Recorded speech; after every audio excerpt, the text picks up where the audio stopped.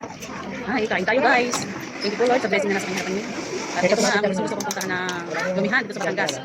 Ayan guys, kain tayo guys. Para sa inyo to guys.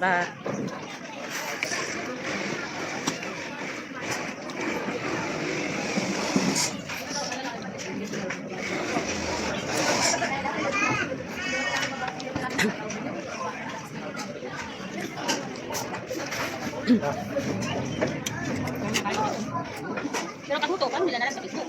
Facebook. Dami kasi nagpa-vlog dito. Pero pag anong napanood ko to sa vlog, marami nagpa-vlog.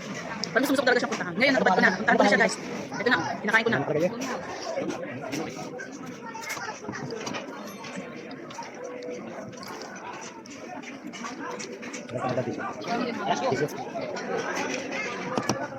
Inihaw na manok.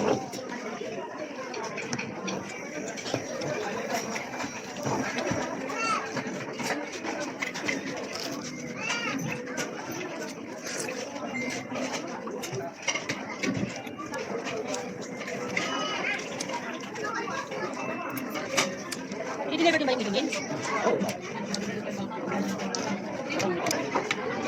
Ngayon naman ako saan kami sa tayo.